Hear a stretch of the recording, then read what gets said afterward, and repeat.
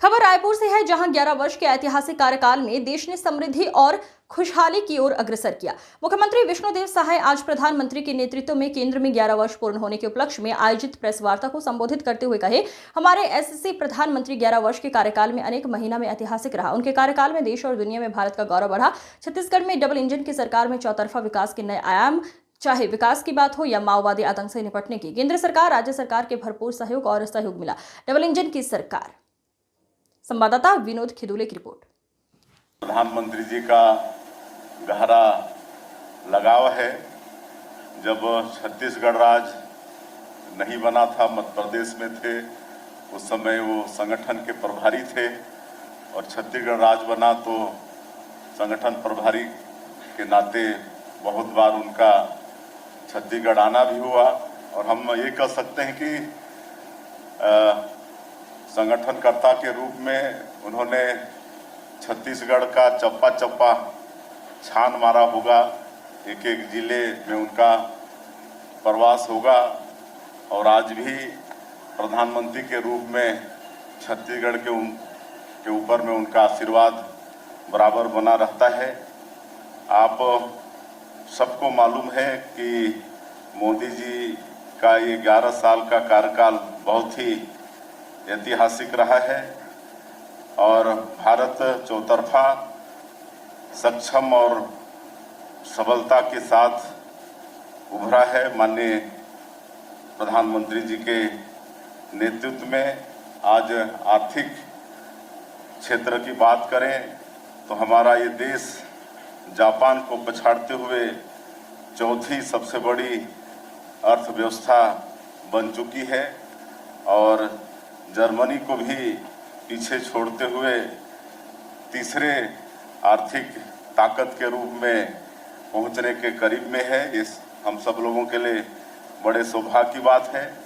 11 वर्षों में पूरा देश को मालूम है कि जो जम्मू कश्मीर के अंदर धारा 370 का मामला हो या सीएए का मामला हो, चाहे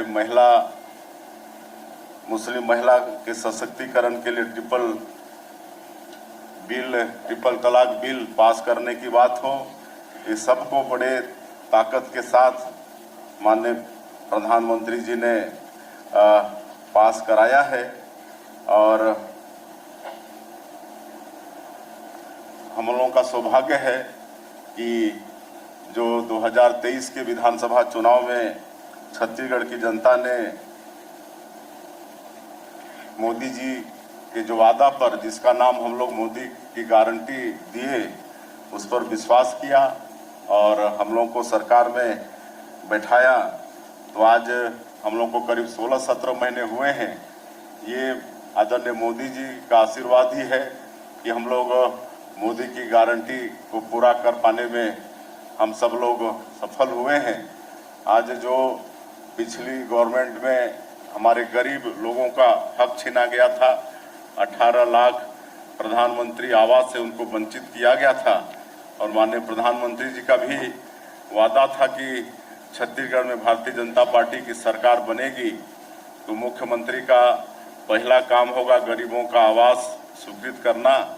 और आप सबको भी मालूम है कि 13 दिसंबर 2023 को सरकार शपथ ली और अगले ही दिन 14 दिसंबर को पहले कैबिनेट में ही 18 लाख प्रधानमंत्री आवास की स्वीकृति दिए और आज बराबर पूरे प्रदेश में प्रधानमंत्री आवास का निर्माण काम चल रहा है और इतने सैंक्शन हो गए हैं। अभी हम सुशासन तिहार के दरमियान में गए लोगों के बीच में और जब देखे कि विलम्ब का कारण क्या है, देखे गांव में इतने प्रधानमंत्री आवास स्वीकृत हो गए हैं कि आज राजमिस्त्रियों की कमी हो गई है, सेंटरिंग प्लेट का अभाव हो गया है, जिसके कारण से गति थोड़ी धीमी हो गई है। तो ये हाल प्रधानमंत्री आवास में है और